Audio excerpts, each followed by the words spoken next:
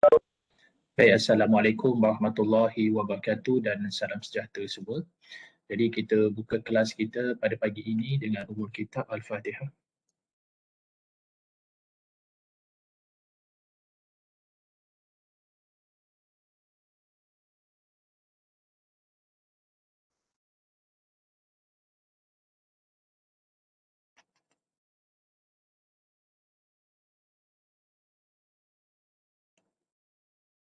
Baik, kita dah bincang beberapa teori sebelum ni.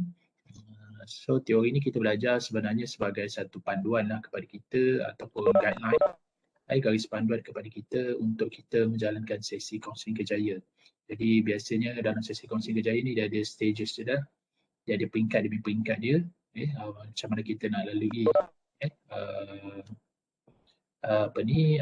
kaunseling tu. Kita banyak teori lah sebelum ni dan kita sebenarnya dah belajar teori ni dalam maklumat perkembangan kerjaya sebagai suatu pengenalan lah. Cuma dalam kaunseling kerjaya ni kita lebih kepada praktikal. Dalam segi praktikal lah macam mana kita nak aplikasikan. Jadi pelajar boleh memilih mana satu teori yang sesuai untuk diaplikasikan kepada klien kita untuk kita bantu dia lebih-lebih lagi dalam perkembangan kerjaya. Jadi dalam perkembangan kerjaya ni memang ada banyak isu yang berlaku lah. Tapi antara isu yang biasa berlaku dengan klien ni berkaitan dengan perkembangan kerjaya, pertama sekali adalah kerana dia tidak tahu minat dia. Dia tak macam minat dia masih kabur dan tidak jelas. Itu yang biasa berlaku lah. Lebih-lebih lagi kepada para remaja ataupun pelajar-pelajar universiti lah. Kalau kata kita di sekolah menengah, kita akan berhadapan dengan pelajar-pelajar untuk memilih kos bidang ataupun aliran yang rasa sesuai dengan diri dia. Jadi yang pertama sekali, klien biasanya berdepan dengan isu dia tidak kenal ataupun kabur, tidak jelas dengan dia punya minat. Minat dia, apa yang sebenarnya minat, personality dia. Jadi ini kita boleh bantu dengan menggunakan inventory-inventory tertentu yang mana pelapor-pelapor teori ada mengeluarkan inventory-inventory. Cuma di Malaysia ni kalau cikgu lihat banyak menggunakan inventory yang dikeluarkan oleh Prof. Siddiq lah. Itu yang pertama. So yang kedua adalah mereka yang terlalu banyak bidang, terlalu banyak minat banyak perkara. Mereka terlalu banyak minat perkara itu pun salah satu yang menyebabkan kita perlu membantu dia sebab dia rasa banyak minat dia minat contoh dia ada minat yang ni macam ni. Cuma dalam kalau kes-kes macam ni biasanya kita bantu klien dengan melihat kecenderungan yang dominan, mungkin dominan lah apa yang paling dia minat dan kita akan kaitkan juga dengan situasi persekitaran sosial sekarang, iaitu dari segi sosial, ekonomi, politik. Kan apakah kerja-kerja yang kita nampak yang orang kata job market. Ini kalau ada klien yang macam kita katakan terlalu banyak minat dalam satu masa, pun kita boleh bantu mereka dengan menggunakan inventory lah. Inventory kecenderungan minat nilai, kita boleh guna beberapa inventory. Dan yang ketiga, dia tidak tahu biasanya pelajar-pelajar ataupun individu ni, klien kita yang datang kepada perkembangan kerjaya ni untuk mendapatkan kaunseling, perkhidmatan kaunseling kerjaya ni, biasanya dia tak tahu maklumat tentang kerjaya. Itu sebab di dalam kaunseling kerjaya, salah satu benda yang termasuk dalam kaunseling perkembangan kerjaya ini adalah berkaitan dengan memberi maklumat tentang kerjaya. Juga dimasuk dalam pendidikan kerjaya dan juga kita bimbing mereka. Dan kita bantu mereka untuk mendapatkan maklumat yang berkaitan dengan kerjaya. Ini juga merupakan salah satu elemen yang perlu ada dalam kaunseling kerjaya. Dan banyak teori kalau kita tengok, kebanyakan teori memang pertama sekali dia akan pergi kepada mengenali diri dulu. Dia bermula dengan front person dalam teori Tech and Factor. Jadi kita lihat pemilihan kerjaya itu pertama sekali kena mengenali diri. Jadi dalam mengenali diri ini banyak pula teori-teori pelapor yang datang menjelaskan tentang macam mana nak kenal diri. Kalau kita lihat daripada Enro, dia memperkenalkan bagaimana pengaruh keluarga memainkan peranan yang penting dalam pembentukan personality dan sekaligus dalam pemilihan kerjaya itu sendiri. Baik. Okey. Ada juga dari segi konsep kediri yang diperkenalkan oleh Super. Donald Super dia lebih kelihatan kepada yang dikatakan sebagai konsep kendiri itu. Maknanya konsep kendiri itu berkembang dalam pelbagai faktor kan. Bagaimana dia berinteraksi dengan dengan sosial dia, politik semasa dan perkembangan ekonomi, itu semua mempengaruhi. Itu semua mempengaruhi dalam perkembangan konsep kendiri, sekaligus membentuk konsep kendiri klien, iaitu personality klien, dan konsep kendiri itulah yang membentuk ataupun mendorong seseorang itu untuk membuat pemilihan kerjaya yang dirasakan sesuai ataupun kompromi dengan di hidup dia. Dan kita tengok juga kalau teori Holland kan, dia lebih menfokuskan kepada mengkategorikan personality dan kejayaan itu kepada 6 elemen ataupun 6 kategori. Yang pertama dia kenalkan manusia ini ada dipanggil personality dan kejayaan yang digelar sebagai realistik. Yang mana kita tahu dan kita jelas bahawa realistik ini adalah individu yang dia seorang yang praktikal kan, dia banyak menggunakan tangan, dia suka hands on punya kerja. Jadi dari situasi pekerjaan atau persekitaran kerja yang sesuai dengan klien itu adalah yang berkaitan dengan kerja, berkaitan dengan mesin kan. Mesin ataupun hands on lah dia suka. Biasanya mereka yang terlibat dengan mekanik ataupun juga dikatakan atlet juga olahraga. Mereka ini adalah individu yang cenderung untuk menggunakan elemen praktikal tadi ataupun elemen tangan lah hands on dalam bidang pekerjaan dia. Dan mereka ini kurang bersosial dan kurang kadang-kadang mereka ni agak kasar. Ini adalah perceritaan yang diperkenalkan oleh Holland dalam kategori realistik tadi. Kemudian Holland juga pecahkan juga kepada investigatif.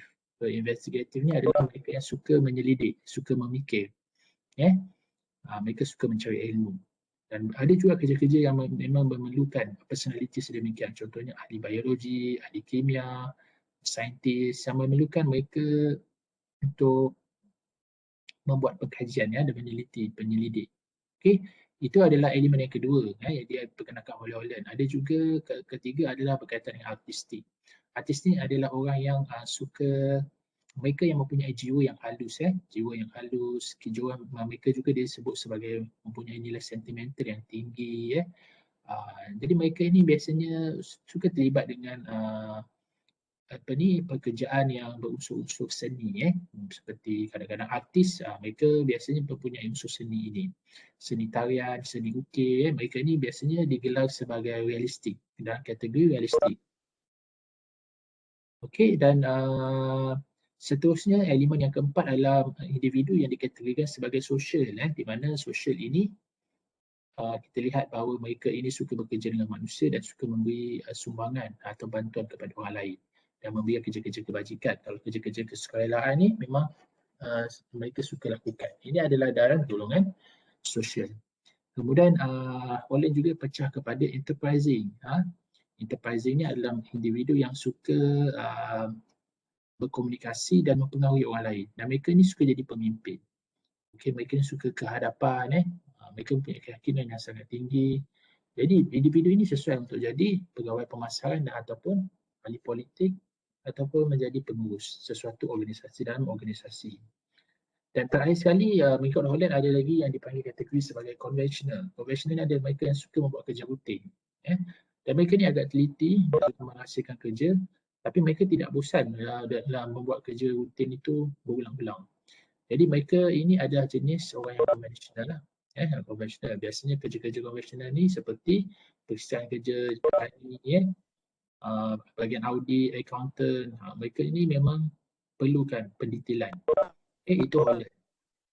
Jadi Holland melihat perlunya ada kongruent ataupun keselarasan kerjaya dan juga personality itu.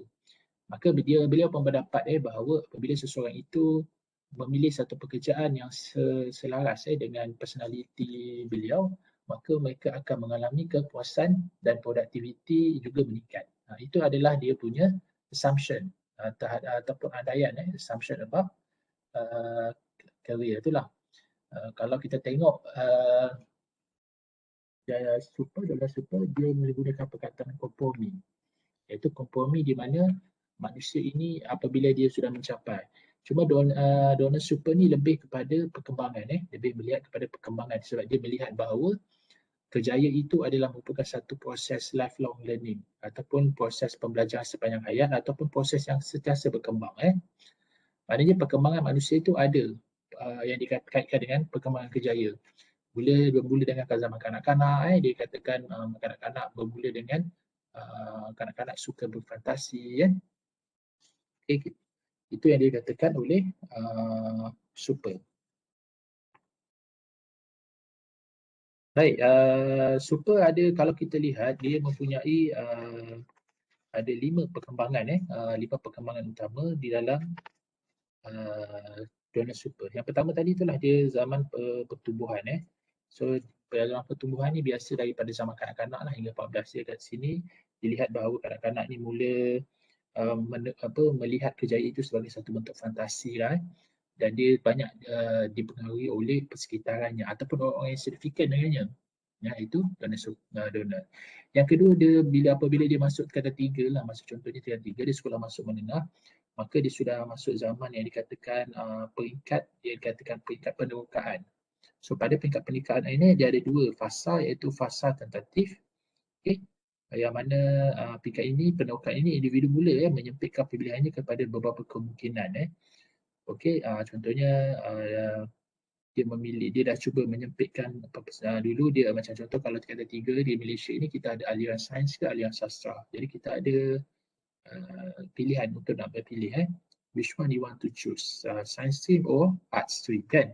And then pada fasa seterusnya adalah fasa realistik, yang ini dia memilih itu melihat kebolehannya, apa yang sesuai dengan kebolehannya.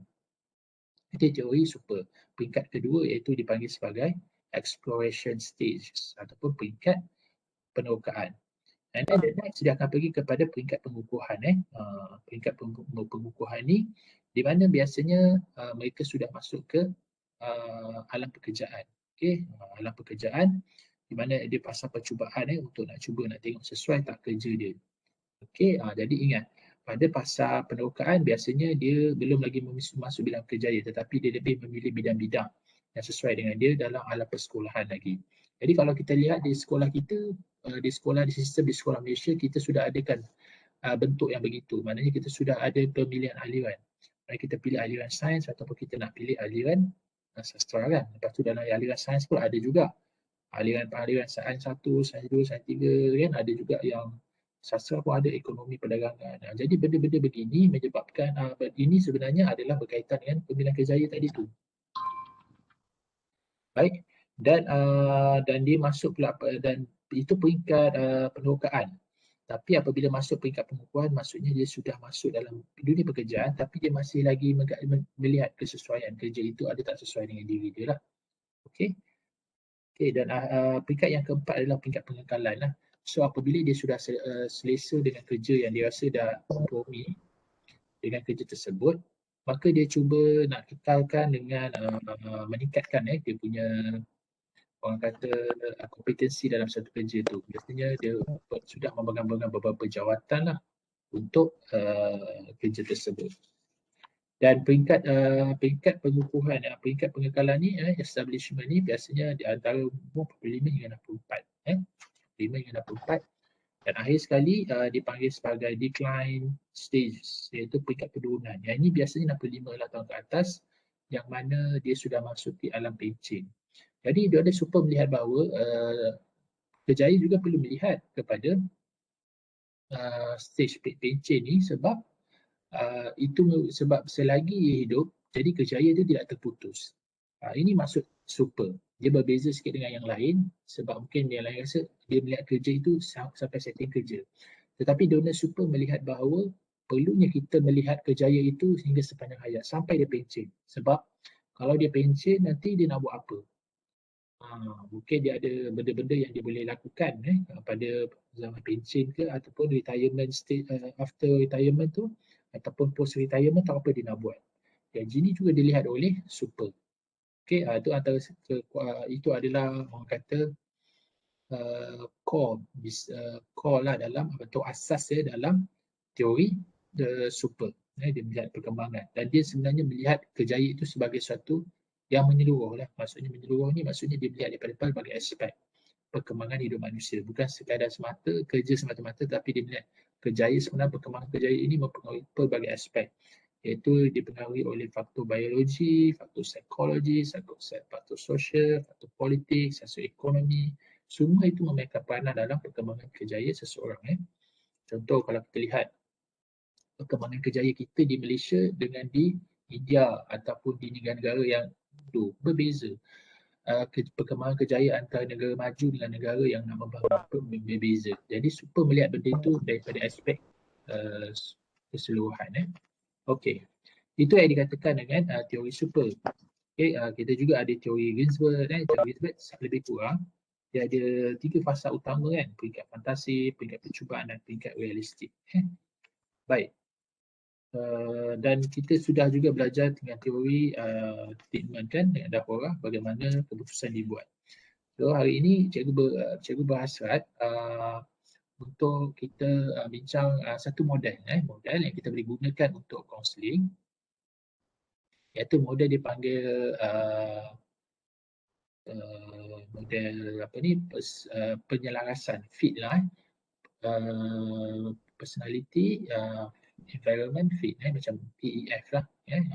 So macam mana kita nak membantu klien dengan model ni, sebab ada proses-proses dia yang pelajar boleh ikut model ni untuk jalankan sesi kaunseling. Baik, sebelum kita bermula untuk tajuk model yang baru, pelajar-pelajar ada soalan? Kalau ada, cikgu boleh jawab. So clear ke setakat ni, ada ke yang dah ada klien? Setakat ni ada yang dah ada klien untuk dibantu? Baik, kita berkomunikasi sikit dengan rakan-rakan di talian. Nur Kamalia. Nur Kamalia ada di talian? Ada, cikgu. Macam mana Kamalia, sudah ada klien ke untuk dibantu ataupun sebagai tugasan kali ini? Dah ada.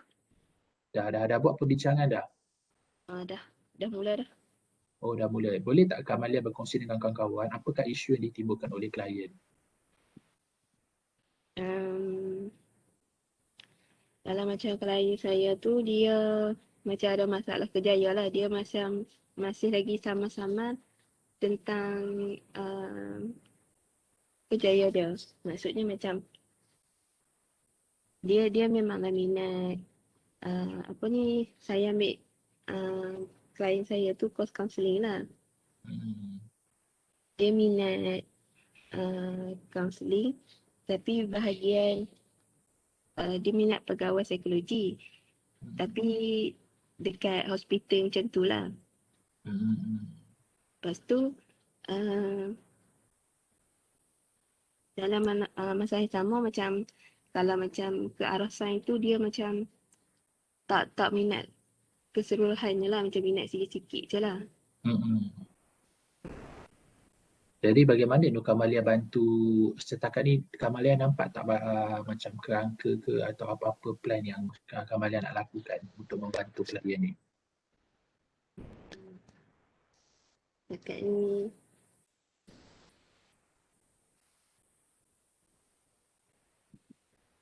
masih lagi dalam perbincangan, cikgu. Kamalia rasa apa teori yang sesuai digunakan untuk membantu klien ni? Kalau teori Holland boleh ikut kat sana. Teori Holland lah. So ada inventory yang awak gunakan? Saya nak guna inventory kejayaan Holland. Okay, kita akan tengok dia punya di mana sebenarnya kecenderungan dia yang lebih lah. So kita dapatkan tiga kod Holland tu, dan cuba kita tengok kejayaan-kejayaan yang sesuai dengan dia lah. Kita boleh matchingkan lah. Okay, terima kasih Kamalia. So setakat ni Kamalia dah orang kata dah ada klien lah, so boleh nampak. So kita tanya Arif. Arif, ada di talian Arif? Arif ada di talian? Ada ke? Okey Arif. Arif macam mana, dah dapat klien ke untuk buat sesi kaunseling kejayaan? Belum lagi kot. So Arif kena bergerak cepat sikit Arif, nanti kan terkejar-kejar nanti dengan midterm, assignment individu dan juga kelompok. Cikgu sebab hari tu jumpa dah, lepas tu kena reject macam tu lah, lepas tu aduh susah juga. Nak cuba cari yang luar lah, lepas tu tak apa. Kalau tak boleh juga saya guna kawan-kawan je cikgu Tapi kena pastikanlah proses tu kena follow lah the stage tu lah supaya pelajar nampak lah macam apakah yang berlaku sebenarnya dalam kongsi kerjaya yang berbezakan dengan kongsi-kongsi yang lain lah. Okay. Okey cikgu, terima kasih. Okay, kita dengar pula daripada Azrin. Azrin ada di talian Azrin? Azrin ada di talian? Ada cikgu dengar cikgu. Okey, Nazir, macam mana sudah dapat ke klien untuk kaunseling kerjaya? Klien dah cikgu, cuma tak mula lagi sesi. Nazir dah bincang dah tentang apa yang akan berlaku dalam sesi kaunseling kerjaya nanti? Belum cikgu. Mau beritahu kat dia lah nanti nak jadikan dia klien tugasan assignment kerjaya ni. Cuma tak mula lagi. Yen dah rasa bila akan mula untuk bersama klien? Dalam minggu ni atau minggu depan. Minggu depan lah. Okey. Okay, kita dengar daripada Nur Soleha. Nur Soleha di talian? Saya cikgu. Okey, Nur Soleha, macam mana setakat ni ada klien ke untuk sesi kaunseling? Setakat ni dah ada tapi saya belum start lagi cikgu. Dah jumpa ke untuk buat prasesi ke dengan klien? Dah. Biar apa kat nampak kan bila buat prasesi tu Nur Soleha nampak apa isu yang boleh yang akan dibincangkan dalam sesi kaunseling kerjaya? Dia lebih kepada sosial. Dia lebih kepada sosial lah. Maksudnya dia ada isu apa? Maksudnya dia tak clear dengan dia punya kerjaya ke? Dia rasa macam tak tahu nak pergi kerja ke? Ataupun apa isu yang Dia kurang macam mana? Dia kurang tahu apa yang dia minat. So biasa apa yang awak akan gunakan? Teori apa yang awak akan pakai? Saya prefer Holland lah. Holland Okey. Okey pelajar, so hari ini cikgu akan masuk satu tajuk baru dan kita akan bincangkan satu model Model ni pun diperkenalkan sebenarnya daripada Van Passen tapi dia jadikan satu model lah.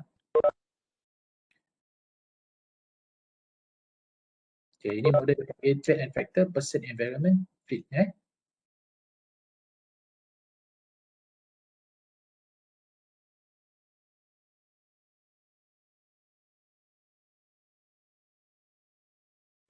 Trait and Factor and Person Environment Fit. Jadi kita terangkan sikit apa yang dimaksudkan dengan Trait and Factor ni Okay, Van Passen develop this idea for matching career to talent, skill and personality. So, pelapur teori ni kalau kita tengok model ini dipelapur oleh Van Passen mana dia membangunkan satu idea untuk menggabungkan bagaimana career, talent, skill dengan personality lah, iaitu bakat, kemahiran itu dengan personality seseorang. Jadi Van Passen is regarded as the founder of the vocational guidance movement. Jadi kita faham bahawa Van Passen ini kita gelarkan dia sebagai bapa perkembangan vocational atau bapa perkembangan bimbingan kerjaya. Sebab dia memperkenalkan Van Passen ni dengan dia ada satu buku kalau pelajar tahu Choose the Vocational. Jadi buku tu boleh dikatakan pada tahun tu tahun 1920-an macam tu dia sudah membuat satu buku yang saya rasa agak lengkap. Satu dokumen yang agak lengkap yang mengklasifikasikan tentang kerjaya. Okay. Jadi trait and factor method have been adapted to determine untuk menentukan satu buat cognitive and affective process. Jadi dia sebenarnya menggabungkan proses yang melibatkan kognitif dan juga emosi. Okay. Clinical information, qualitative and quantitative data and include in the appraisal process. Maksudnya dia menggabungkan juga maklumat-maklumat klinikal yang di-collect dan data itu diterima secara kualitatif ataupun kuantitatif. So kualitatif mungkin dia dapat melalui temu duga kan, melalui kita bertemu duga macam pelajar-pelajar buat lah kan. So pelajar bertemu duga, buat sesi kaunseling kita tanya dia secara temu duga. Yang itu kita panggil sebagai information, qualitative information, iaitu kita dapatkan data secara kualitatif. Kalau kita kuantitatif ni maksudnya kita mendapat data tu melalui ujian-ujian inventory. Itu kita panggil sebagai kuantitatif. Jadi dia melibatkan dua sebenarnya. Sebab kita gather information tu maksudnya daripada kualitatif dan kuantitatif data tu. Okay? Daripada appraisal process. Maksudnya appraisal process ni adalah proses-proses daripada penilaian. Jadi penilaian kita adalah berteraskan kepada pemerhatian yang kita panggil sebagai kualitatif, kuali. Dan juga data yang kita terima daripada inventory. Jadi kita panggil kuanti. Pelajar boleh tak off mic? Dia boleh mengganggu sikit lah. Siapa yang on tu tolong mutekan mic tu. Voice tu Okay. Dan ketiga, counselor will shift from directive approach to collaborative and negotiation lah. Maknanya dalam sini kaunselor juga berperanan untuk membimbing dan tapi kita memberi juga direktif tapi kita punya direktif tu lebih kepada membentuk perundingan dan juga bentuk dalam kerjasama iaitu collaborative and negotiation. Negotiate kita berunding untuk mengenal pasti apakah kepentingan push yang sesuai, pendekatan yang sesuai dan membantu mereka. Jadi ingat dia ada tiga benda ni yang berlaku dalam sesi kaunseling. Yang pertama sekali dia melibatkan bukan saja elemen kognitif tetapi juga melibatkan elemen efektif. Efektif ni maksud elemen emosi lah. Yang kedua dia mendapatkan maklumat daripada segi kualitatif dan juga kuantitatif, temuduga dan juga data-data inventory lah. Dan yang ketiga dia berbentuk direktif, dia direktif tetapi bukanlah bentuk arahan tapi dia lebih kepada collaborative dan negotiate. Maksudnya melalui kerjasama dan juga perundingan tadi tu. Okey, kita tengok. Dalam TED and factor ni, dalam person environment fit ni dia ada 7 stages, 7 stages. Okey, kita baca satu-satu dia stages dia. Okey, jadi yang pertama sekali intake interview lepas tu identify developmental variable and then third stage assessment. Fourth, identify and solve the problem. 5, generate PEF analysis. Inilah kita akan bantu dia untuk mendapatkan maklumat yang dipanggil sebagai kuantitatif. Tadi intake interview, identity development variable kan. Yang ni kita lebih kepada kualitatif melalui temuduga. Okay, and then dalam generate PEF ni kita lebih menggunakan cognitive process. Okay, masa intake interview, identify development variable kan. Okay, yang ni biasanya kita menggunakan elemen emosi. Yang ni kita dapatkan data yang dipanggil kualitatif tapi daripada segi elemen emosi. Tapi bila kita nak generate PEF analysis, kita lebih menggunakan domain ataupun elemen kognitif, pemikiran. Okay. So selepas itu kita kepada stage yang ke-6 iaitu confirm, explore and decide. Kita dah confirm, lepas tu kita kembangkan dan kita tentukan. Dan terakhir yang itu yang ketujuh kita buat follow up balik lah. So dalam sesi kaunseling tu kita tak boleh tinggalkan klien macam tu. Kita tak boleh tinggalkan macam tu. Kita kena mesti follow up. Kita nak tengok perkembangan klien. Sama ada klien membantu tak sesi kaunseling tu. Kalau tidak membantu kita ubah kita punya pendekatan. Itu sebab follow up dalam sesi kaunseling ni adalah salah satu yang termasuk dalam sesi kaunseling. Iaitu kita melihat sama ada action yang telah dijalankan ataupun pelaksanaan action plan tu berlaku dengan bisa smooth. Okay, itu maksud dia. Kita tengok apa yang berlaku dalam intake interview. Okay, kita tengok apa yang berlaku dalam intake interview. Sekejap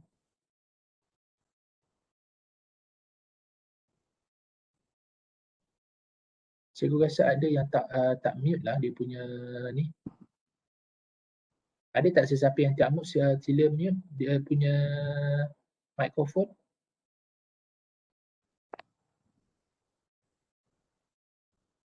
Sebab dia mengganggu sikit lah sesi ni, dia berbunyi-bunyi.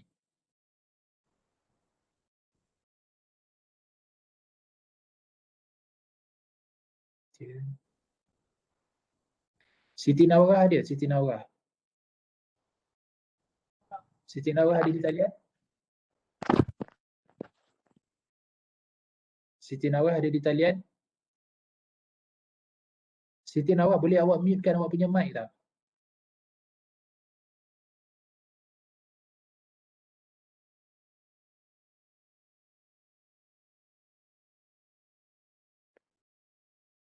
Okay, dia mengganggu sikit lah kalau awak tak mute tu. Okay, kita sambung sikit lagi.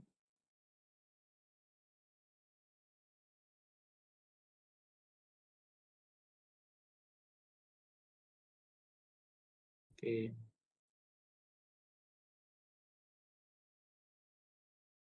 Okay, ni pertama sekali dalam stage pertama bila kita berjumpa dengan klien, kita kena intake interview. So dalam intake interview ni ada beberapa elemen lah yang pelajar kena ambil tahu. Yang pertama sekali, establish client counselor collaboration relationship. Senang yang kita faham adalah kita bina hubungan repo atau hubungan repo lah, kita bina hubungan Okay, kita cuba dapatkan background information.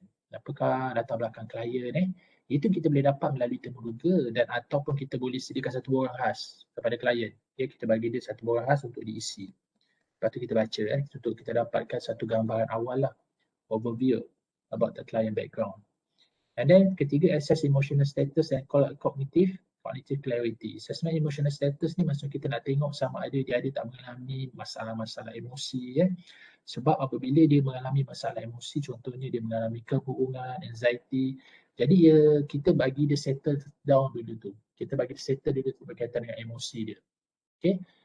Dan kita tak juga cognitive clarity ni maksud kejelasan kognitif dia.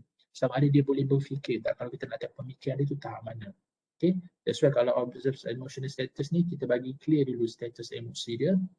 Kalau dia ada apa-apa kata berkaitan emotional status dia, contohnya dia ada masalah kebohongan ke, kebimbangan ke, itu semua kita masuk dalam kategori emotional status dia. Kita assess dulu. And then kalau okey, baru kita terus kata okey, kita bawa dia dulu pergi dapatkan rawatan-rawatan yang berkaitan dengan emosi dia. And then cognitive clarity lah tadi, sama ada dia jelas tak apa dia punya tahap pemikiran dia bagaimana. And then observe personality style. Maksud kita tengok apakah personality style dia lah. So dia ni jenis yang bagaimana. Okay, jadi kita boleh tengok macam nanti ada inventory yang boleh membantu klien kita macam mana dia nak tengok personality style dia. So second adalah identify developmental variable. Contoh development variable, apa yang kita tengok? Perception of the self and environment. Apakah perception dia about diri dia? Okay, pandangan terhadap diri dia dan juga environment. Maksudnya environment ni fokus on vocational and work setting. Job, work setting. Apakah pandangan dia tentang dunia pekerjaan? Itu maksud dia. Jadi kita boleh juga melalui temuduga kan, kita perception dia lah. So dalam perception ni biasanya kita akan tanya dia punya gambaran asas dia lah.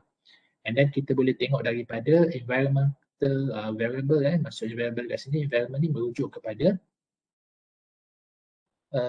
variable yang berkaitan dengan persekitaran dia.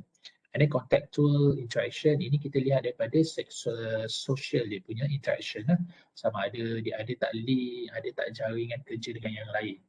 And then gender variable, kita nak lihat juga gender sebab kadang-kadang dalam person environment ada kerja-kerja yang memang tidak sesuai untuk golongan-golongan tertentu.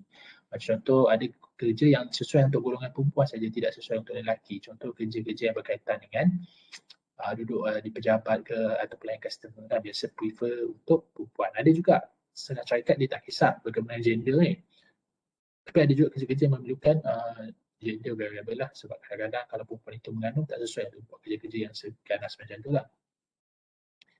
And then kita tengok minority group status dia lah. So minority group status ni kita nak lihat sama ada tak unsur-unsur yang kita lihat diskriminasi berlaku lah. Okay, macam mana ada tak kuota, kalau contoh di setengah-tengah negara tu dia ada sediakan satu kuota khas untuk minority. Jadi golongan-golongan minority ni kena sedar dan aware lah benda-benda macam ni supaya dia dapat membantu klien dalam membuat pilihan kerja yang tepat. Itu identify developmental variable. And then the tiga iaitu kita buat assessment lah. So assessment ni kita buat penilaian daripada ability pattern. So ability pattern ni kita nak lihat kebolehan dia. So manusia ni dia banyak kebolehan kan. Jadi dia banyak kebolehan. Manusia ni mempunyai kebolehan yang pelbagai. Jadi pada assessment ni kita boleh menggunakan inventory sebenarnya inventory untuk kita assess dia punya ability pattern tu macam mana. Second, kita nak tengok dia punya value, nilai, reinforcement, requirement, interest, information, processing skill. Yang ini pelajar boleh gunakan inventory. Macam banyak sebenarnya, tak semestinya kita boleh guna satu inventory. Maknanya kalau dalam 5 stages, kita nak bahas 5 stages ni, biasa kita akan guna, kita bantu klien dengan menggunakan pelbagai inventory untuk mengenal ability, values, interest, personality dan information processing skill. Ini adalah antara yang kita boleh gunakan lah untuk membantu klien. Model ni kita bantu klien untuk menilai kebolehan, nilai dan minat ini dengan lebih objektif. Dengan lebih objektif. Dan yang keempat adalah identify and solve the problem. Okay. Jadi bila kita dah tengok dah kena pasti, jadi kita buat effective status dia, kita dah tahu dia punya keadaan emosi dia, mental status dia dah okey. And then kita tengok pula self knowledge ni, apakah keperluan yang berkaitan dengan diri dia, and then level of information and processing skill. Kita lihat juga level dia punya information processing skill tu, tahap dia pemprosesan maklumat dan keupayaan mental dia. Sebab dalam membuat keputusan ni kita kena lihat bahawa dia juga mempunyai kemahiran dalam membuat keputusan. So perancangan tu memerlukan seseorang itu mempunyai keupayaan dalam berfikir lah. Keupayaan untuk berfikir. Okay. So kita akan join PF. Nanti kita akan tengok apa itu dimasukkan dengan PF analysis. Analysis ni maksudnya cognitive schema, criteria on which to base choice and optimal prediction system. Criteria on which to base choice. Perkataan yang penting dalam membuat pilihan. Dan optimal prediction system. Apa sistem prediction optimal lah yang kita menggunakan jangkaan-jangkaan yang berbentuk optimal ni maksudnya maksimum. Kita memaksimumkan kita punya kognitif lah untuk kita membuat keputusan tersebut. And then sudah sampai ke tingkatan itu, kita confirm, explore and decide. Okay, counselor and client confirm PF analysis. Maksudnya kita dah buat, jadi counselor kita dengan klien kita confirmkan benda tu. Sama ada betul tak? Kita tanya balik klien. Dapatan ujian menunjukkan klien macam ni. Bertepatan tak dengan apa yang yang klien dapat tu? Okay. And then client explore potential work environment. Work environment. Okay, potential work environment ni maksudnya kita cuba explore. Okay, kita dah kenal kita punya analisis tu, kita cuba explore. Apakah persitaan kerja itu sesuai dengan diri kita, dengan diri kita. And then yang ketiga, client make a decision. Decision maksudnya buat keputusan. Okay, perancangan yang telah buat, kita buat keputusan. Okay, sesuai tak dengan kita punya personality dan juga work environment tadi tu. Okay. Yang ketiga, kita dah klien dah buat tindakan semua, jadi kita untuk stage yang terakhir ni biasa kita akan buat follow up. Follow up dengan klien. Evaluate progress, recycle if necessary. Maksud recycle ni maksudnya kita buat penambahbaikan lah. Kita buat penambahbaikan sekiranya kita nampak ada keperluan di situ. Okay, penambahbaikan contohnya kita tengoklah kalau kata kerja itu sesuai, kita mungkin ubah, cari work environment yang lain lah. Okay. Dan ada work environment lah, kita boleh buat pengajian tersebut. Okay, 7 peringkat saja pelajar kena ingat. Jadi ini kita macam person, environment, fit. Okay. Kita tengok dekat sini.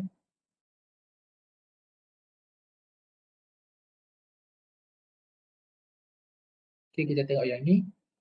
Okay. Mula-mula kita pergi dulu peringkat yang ni. Kita buat compare kan. Compare. Kita buat compare antara person yang appropriate dengan occupation.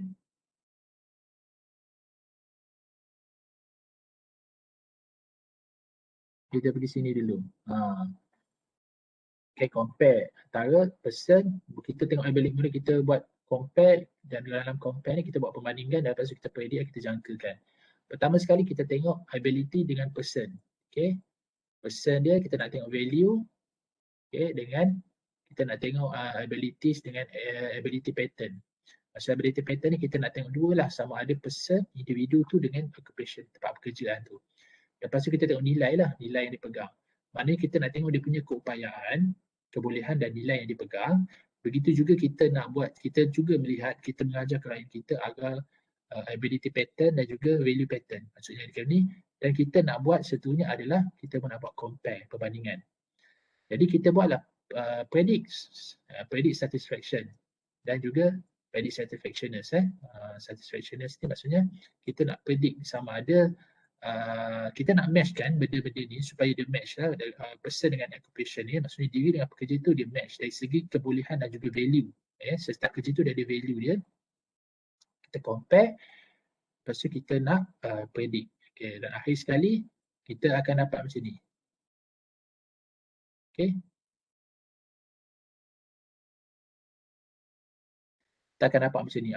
Jadi kita bila dah buat comparison tu kita akan dapat lah occupation A, occupation B, occupation C, occupation D. Ini adalah occupation yang telah didapat apabila kita buat comparison tadi dekat sini kan.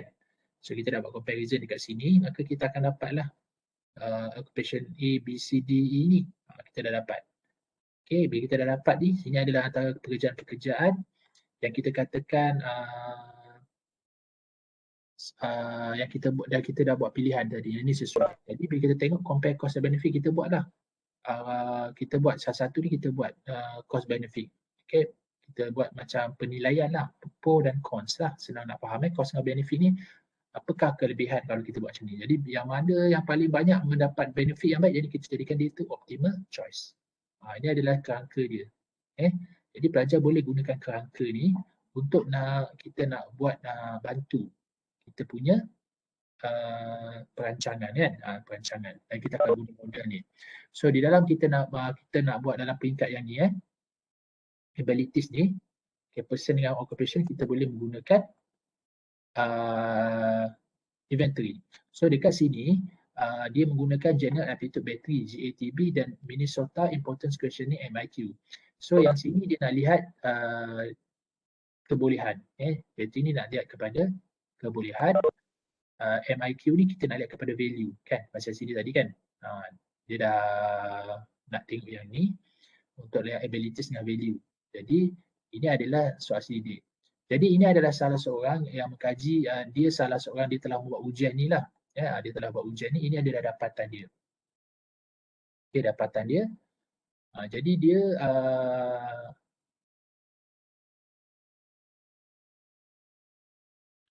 okay, ni dia punya dapatan lah.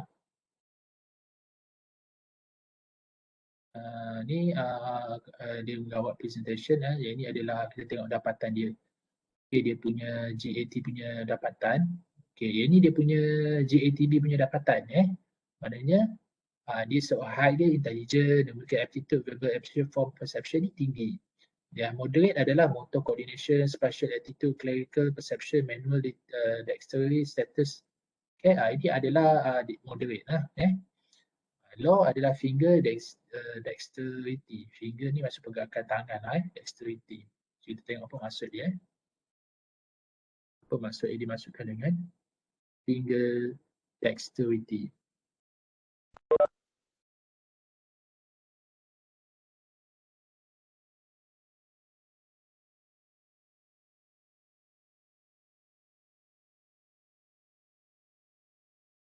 Finger dex.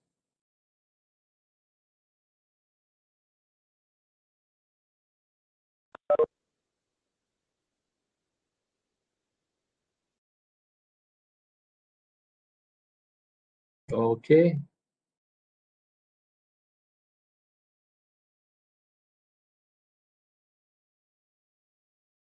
Dia menggunakan jari belajar pekerjaan menggunakan jari activity itu maksud dia. Okay, ini GATB dapat dan MIQ dia comfort, tourism, safety, autonomy. Ini kita dapat GATB dan Minnesota untuk kita lihat dia punya kebolehan. Lepas tu kita jawab juga satu soalan yang ni apa? Yang ni adalah corporation enforcement pattern yang ni MIQ tadi itulah. Ni MIQ. Jadi kita tengok apa yang paling tinggi dia dapat. Ini dapatan dia. L ni sederhana. Okay, yang paling tinggi kat bahagian mana? Ni nampak ni. Home equipment machine dia tinggi 73. S.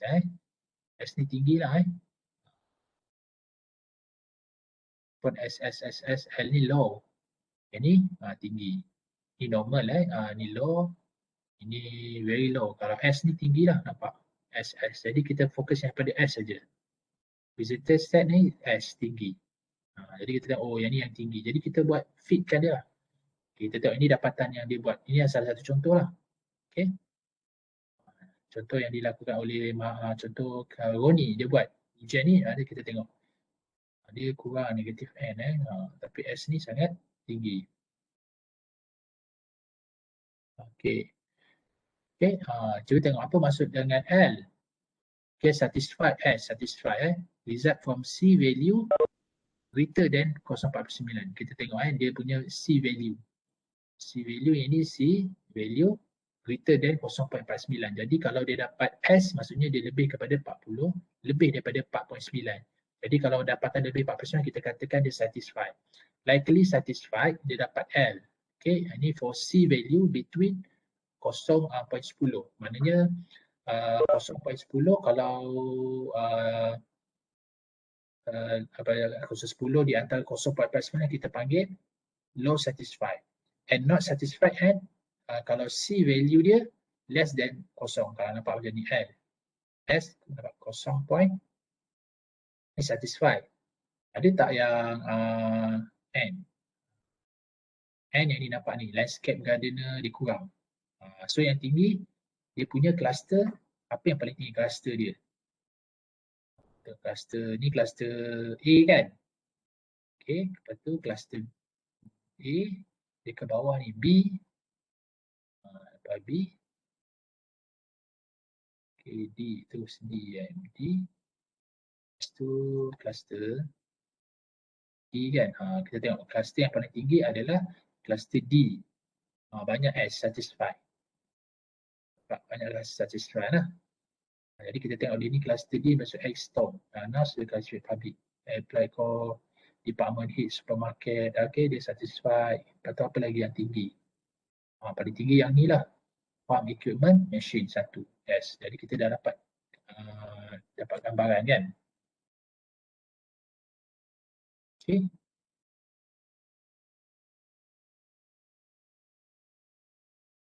Okay, nampak tak sedikit? Dia punya bagaimana dia membuat menggunakan inventory dan juga mendapatkan data tu secara kualitatif dan juga kuantitatif. Okay. So kita tengok balik supaya pelajar dapat nak lihat.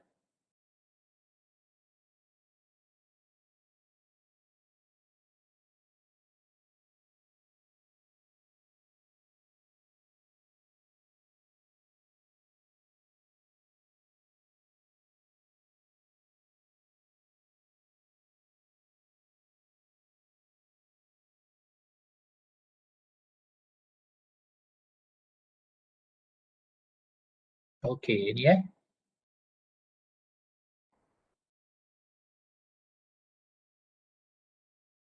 Okey, kita tanya. Okey. Itulah sedikit percent benefit. Maksudnya kita dah tengok kepada kebolehan individu dan juga pasangan kerja. Okey. So nampak jelas Okay, kita nak tanya supaya pelajar jelas, kita nak tanya pendapat pelajar sama ada jelas atau tidak dengan teori yang ni. Okey, kita nak tanya Nur Auni Shazana. Okey, Nur Auni Shazana ada di talian?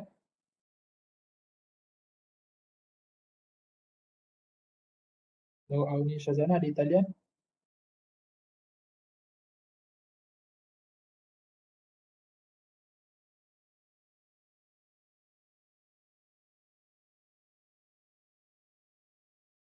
Ya saya. Okey, macam mana asal ni? Sudah ada apa ni ke?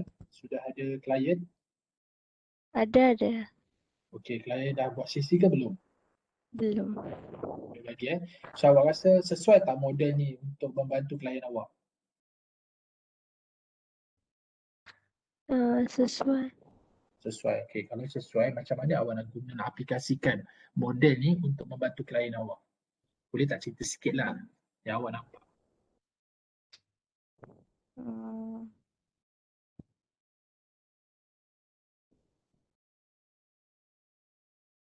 Macam Cikgu ya berdasarkan 7 step tu lah.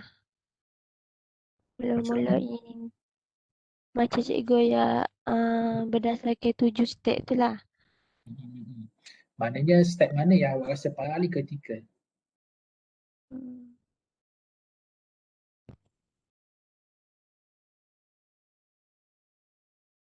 Tak, awak rasa mana paling kritikal? Hmm.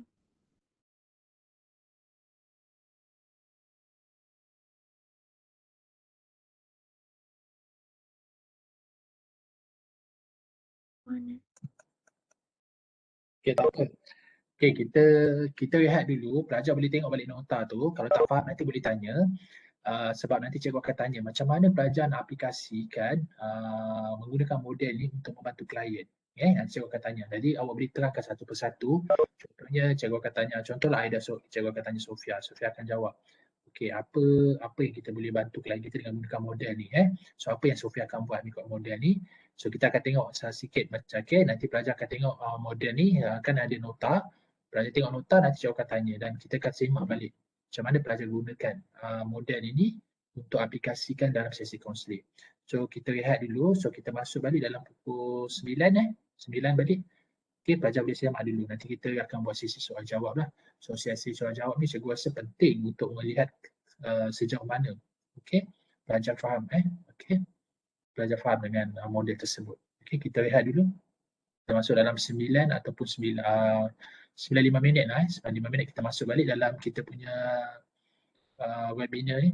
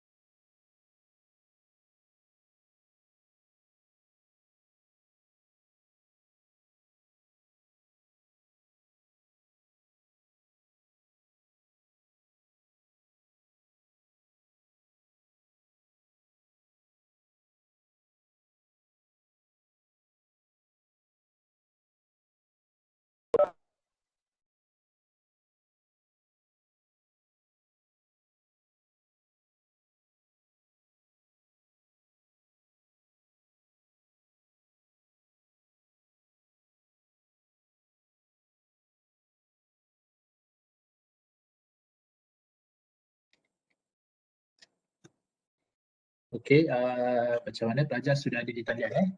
So cikgu akan tanya berapa kita akan kita akan buat perbincangan sedikit bagaimana kita nak aplikasikan model person environment fit ni dalam kita punya sesi kaunseling. Okey, kita dengar dulu, kita tengok nama yang ke belakang dulu.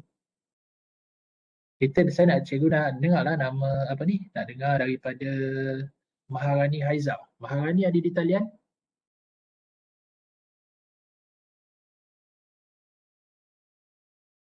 Maharani Haiza ada di talian? Ada, Doktor. Ada, Cikgu. Okey, Maharani sudah ada klien untuk buat sesi kaunseling kerjaya? Belum. Belum lagi Okey, baik, kalau belum, kalau Maharani tengok kalau buka balik nota, kita ada 7 stage kan? 7 stage dalam peringkat dalam kita nak membantu klien ni. Okey, macam mana agaknya Maharani nak gunakan model ni? Boleh tak ceritakan sikit satu persatu macam mana Maharani akan gunakan model ni untuk bantu klien nanti? Silakan. Bermula dengan intake interview. Interview tu yang establish klien tu macam bina hubungan rapport dengan klien. Okey. Lepas tu gather background information tu kita macam tanya background klien dulu sebelum memulakan sesi.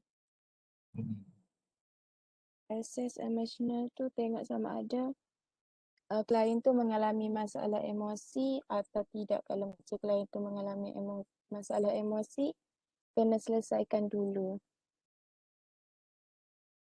Okey, tak apa, awak teruskan je. Macam mana awak boleh bantu klien gunakan model ni?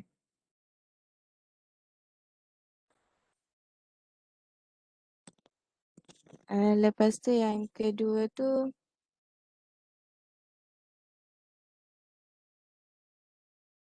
kita tengok pandangan dunia pekerjaan. Macam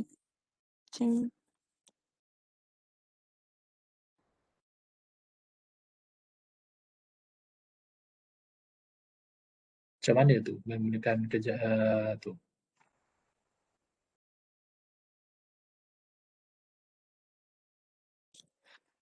saya tak boleh terangkan, Cikgu. Sebab apa Sebab apa tak boleh nak terangkan?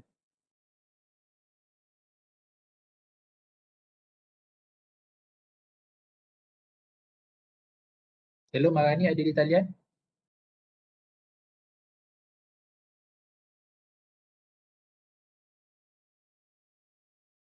Okey, tak apa, kita dengar dulu daripada Ashika Isaha. Ashika Isaha ada di talian? Ada, Cikgu. Okey. Ashika sudah ada klien? Dah ada tapi belum buat sesi lagi. Okey. Kalau lah Ashika lihat model ni, macam mana Ashika boleh gunakan model ni untuk bantu klien? Boleh tak Ashika perincikan macam mana? Mula dengan intake interview, macam mana proses tu kalau nak buat sesi kaunseling dengan klien menggunakan model ni? Saya cuba ya, Cikgu. Baik. Kalau yang pertama tu mula-mula kita intake interview, dia macam prakttikal, Cikgu, macam gather background, macam kita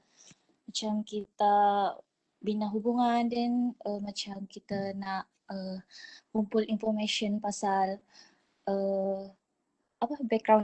background dia. Dan untuk yang kedua, identify development variables ni macam kalau saya tak silap yang macam cikgu cakap, untuk yang gender variables ni yang macam ada pekerjaan yang tak sesuai untuk satu gender. Macam contoh untuk ibu mengandung ada pekerjaan seperti ada sesuatu pekerjaan yang tak sesuai untuk ibu mengandung. Macam contoh dia memerlukan untuk kerja-kerja macam angkat-angkat barang ataupun macam kerja kilang macam tu. Betul tak, Cikgu?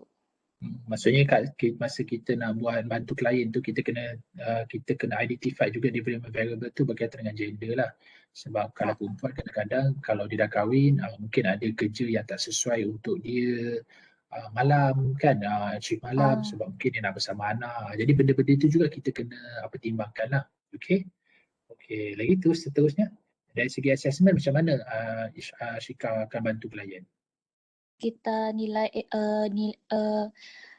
penilaian tentang ability apa yang dia boleh buat, nilai dalam diri,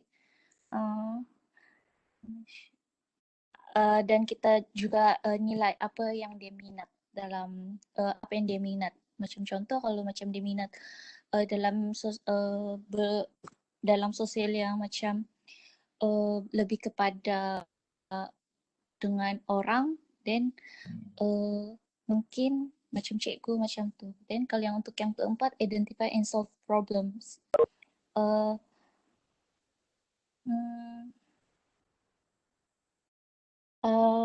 Kalau yang nombor 4 ni macam kita identify apa yang kita kenal pasti, apa yang diri dia sebenarnya mahu dengan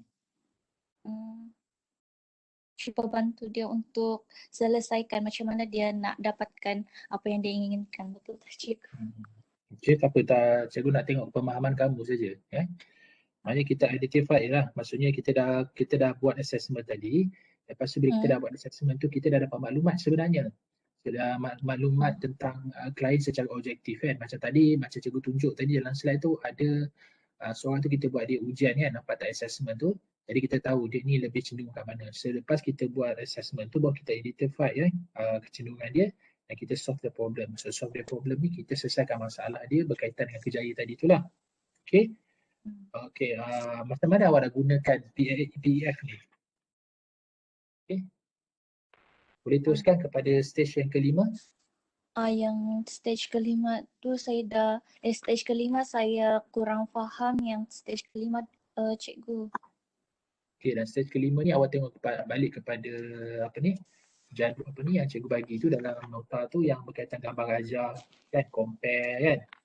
Compare ability dan ability pattern. Maksudnya kita buat PF ni, mana kita bantu klien untuk kenal dia punya ability dan value. Maksudnya ability dengan value ni kita dah buat masa kita stage yang keempat tadi tu, stage yang ketiga tadi kan, kita dah buat assessment tu. Jadi bila dah stage yang kelima tu, maknanya kita akan tengoklah yang model tadi tu. Lepas tu kita matchkan dia. Okay. Person dan juga occupation tadi tu kita matchkan dia.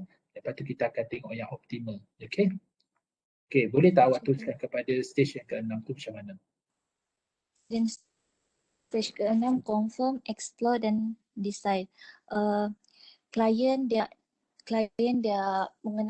explore apa pekerjaan persekitaran pekerjaan yang mana yang bersesuaian dengan diri dia. Dan lagi yang pertama dulu counselor dengan klien dia confirm dulu PEF analysis yang macam yang ada gambar rajah yang macam cikgu bagi itu.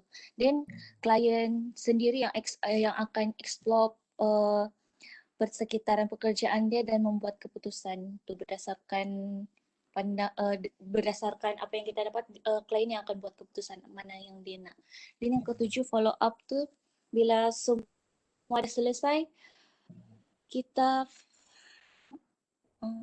saya tak tahu cikgu yang follow up ni macam bila dah selesai kita follow up apa perkembangan yang telah dia capai macam tu ke cikgu. So kita dah tengoklah perkembangan dia kan. Okay, bagus. So kita dah follow up lah. So nampak je lah. Okay, kita tengok lagi seorang.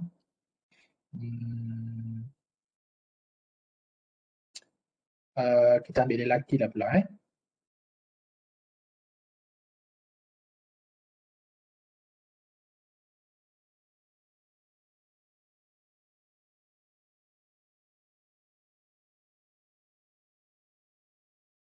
Lelaki dia tak ramai kan. So kita dengar daripada Izwan lah. Izwan ada di talian? Ada tu. Okay, Izwan, macam Izwan sudah ada klien ke untuk kaunseling ke Kejaya? Saya dah ada tapi klien saya macam tak ada masa lagi tu. Okay, tak apa. Nanti macam mana awak nak gunakan, macam mana awak nak aplikasikan model ni dalam membantu klien awak? Boleh tak awak ceritakan secara terperinci macam mana awak nak gunakan melalui model yang kita belajar ni? Bermula dengan intake interview. Okey, saya cuba cikgu. Okey, first pertama kali saya akan buatlah temu duga dengan klien tu. Maksudnya kita tengok dia macam hubungan dia dengan saya macam mana cikgu. Lepas tu bila kita macam dengan hubungan saya dengan dia macam dah okey, lepas tu barulah saya akan start untuk kumpulkan maklumat dia punya latar belakang cikgu. Background dia macam mana cikgu. Lepas Okey. tu sambil-sambil kita, lepas tu kita pun melihatlah dia punya emosi dia macam mana dan juga apa tahap pemikiran dia macam tahap pemikiran dia masa tu cikgu. Dan akhir sekali kita tengok dia punya sifat dia masa sesi tu, dia punya sifat dia macam mana, sama ada lemah lembut ke, betul cikgu. Okey. Betul cikgu kan? Okey, seterusnya. Lepas tu yang step kedua tu kita tengok apa, kita nak kena pasti dia punya apa perkembangan macam apa dari segi persekitaran dengan diri dia, maksudnya contohnya cikgu, dia boleh kerja tak dengan contoh saya ambil untuk kumpulan yang minoriti, maksudnya kalau boleh ke dia bekerja dengan contohnya dia tu bangsa Melayu, lepas tu bekerja dengan kumpulan yang lebih ramai, contohnya ada bangsa India dan juga bangsa Cina cikgu. Jadi tengok dia punya penerimaan tu macam mana cikgu. Maksudnya dia tengok juga dari segi budaya lah. Kadang-kadang macam ada setengah kerja tu budaya dia lebih kepada budaya yang tak sesuai dengan setengah budaya. Ya betul cikgu. Jadi kita kena tengok sama ada budaya tu sesuai tak dengan dia punya pekerjaan sekarang tu sesuai tak dengan budaya dia. Macam kita ada benda-benda macam Islam ada benda-benda yang kita tak boleh. Macam contohnya dari segi pemakanan, dari segi pergaulan kan. Jadi mungkin pekerja tu memerlukan kita lebih kepada pergaulan. Itu kita kena juga lihatlah daripada sudut nilai budaya tu. Okey, seterusnya. Lepas tu kita pergi ke apa step ketiga tu penilaian. Kita tengok dia punya minat dia apa. Kalau dia minat kerja apa, minat kerja contoh kerja memasak ke, kerja yang kata berkemahiran ke, lepas tu kita tengok dia tu macam mana dia apa kemahiran dia untuk dia macam mengumpul maklumat. Maksudnya contohnya kalau dia minat bahagian memasak, apa yang perlu ada, contohnya kalau nak bekerja di hotel apa ke, dia perlu macam ada sekurang-kurangnya diploma kulinari cikgu, contohlah cikgu. Okey.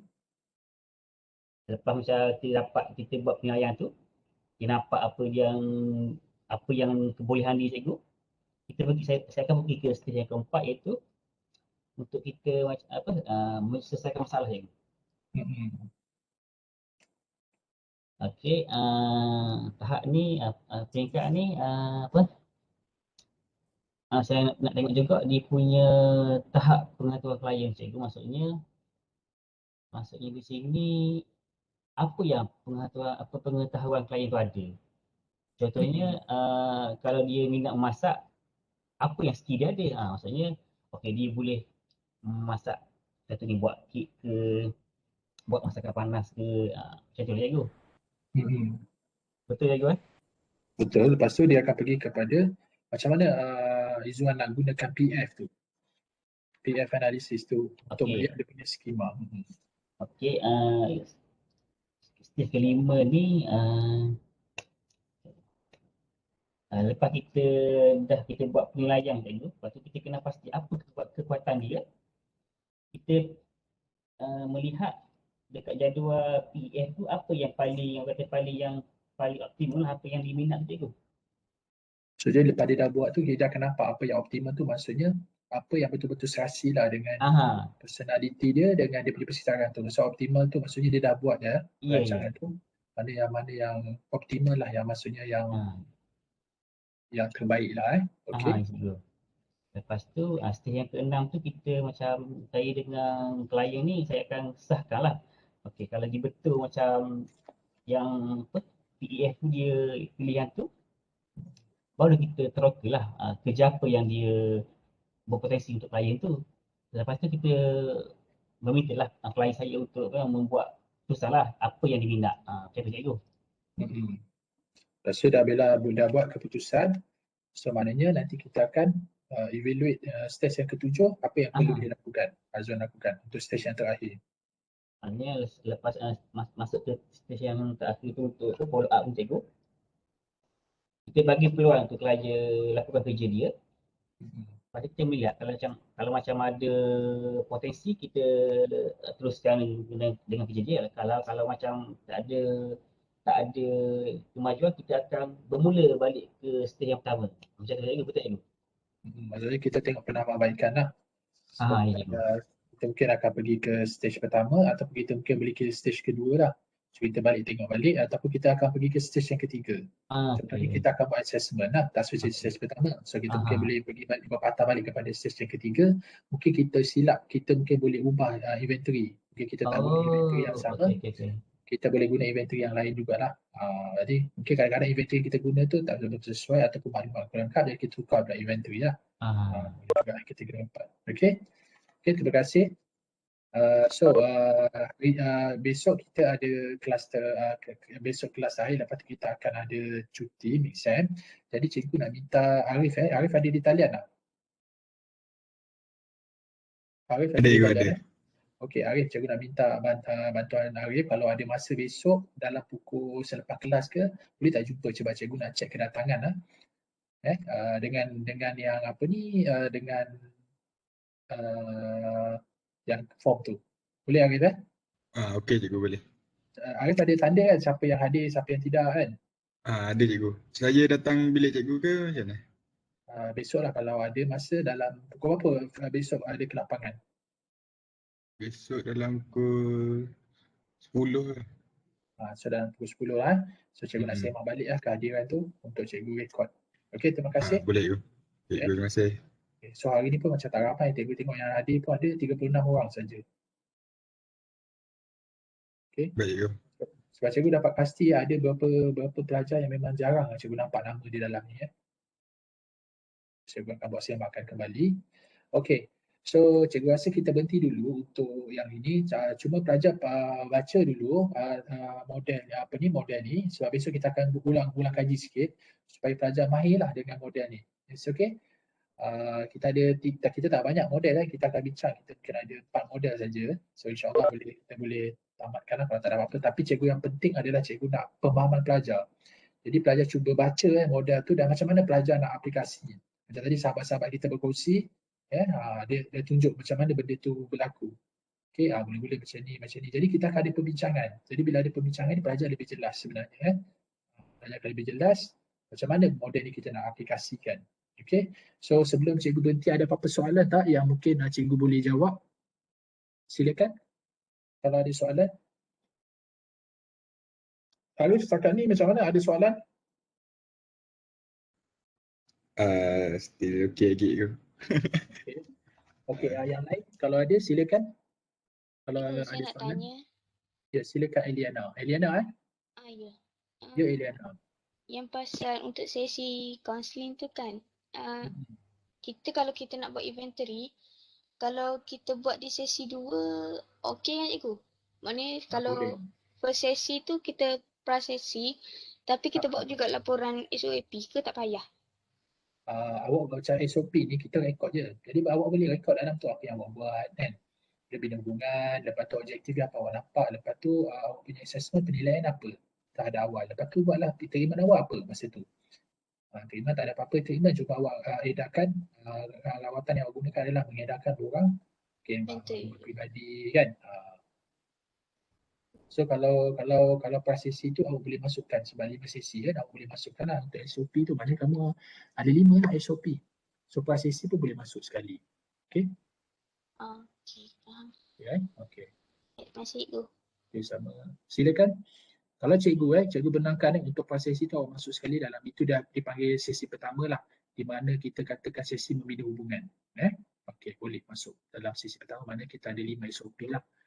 Okey, silakan kalau ada soalan. Nak tanya. Okey, silakan. Siapa nama? Putri ya? Silakan Putri Najana. Kan paling maksimum 5 sesi. Kiranya itu minimum. Kalau kata nak gunakan teori ni, kan ada 7 step tu kan. Macam sempat ke dalam 7 step ni nak guna untuk 5 kali sesi daripada interview sampailah kita nak follow up. Maksud Putri dalam 7 stage ni boleh tak habis dalam 5 step tu masa tu kan? Boleh tak habis dalam 5 sesi sahaja 7 step ni. Boleh. Contohnya kalau stage yang pertama dan kedua boleh masuk dalam sesi yang pertama. Okay, sesi pertama, 2 dan 3, mungkin 2 tu panjang sikit. Lepas tu kalau boleh masuk satu sekali, macamnya stage intake interview dengan tu awak boleh masuk stage apa-apa ni dalam stage yang pertama kan. Lepas tu mungkinlah 1 dan 2. Lepas tu 3 dan 4 tu mungkin awak masuk kedua ketiga kan. Lepas tu PF mungkin 1. Lepas PF confirm clarify dengan main plan tu mungkin sesi yang keempat. Lepas tu kelima buat follow up. Maksudnya kadang-kadang dalam stage tu kita boleh gabungkan. Kita boleh gabungkan untuk menjadi lebih pendek. Mungkin kadang-kadang 1, 2, 3 dalam satu sesi yang pertama. 4, 5, 6 macam tu. Sebab kalau kita tengok development ada yang 8, ada yang 6 kan. Kalau kita tengok model-model lain ada yang 6, ada 8 tapi kita nak 5, jadi awak kena pandai masukkan lah. Okay, masukkan sesi-sesi tu. Okay. Boleh jelas betul Jana? Jelas cikgu. Okay, so ada lagi soalan silakan.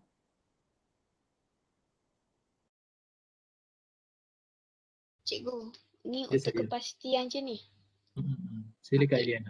Kita kena buat 5 sesi, 5 laporan SOP, lepas tu 1 audio kan? 1 audio. Audio saja, bukan video. Audio sajalah. Kalau nak buat video, sangat bagus. Tapi minimum requirement audio lah. Maksudnya kalau awak buat video, salah ke tak? Tak salah. Maksudnya ada makan tambahan komitmen kat situ lah sebab awak ada usaha. Tapi minimum requirement dia, maksudnya standard minimum dia adalah audio. Tapi kalau awak buat lebih tak ada masalah. Tapi kalau awak tak hantar, tak boleh lah sebab tu minimum requirement. Tapi kalau awak buat dekat Makmal kan ada video, boleh buat macam tu. Okay, faham. Terima kasih. Okay, sama. Silakan kalau ada soalan.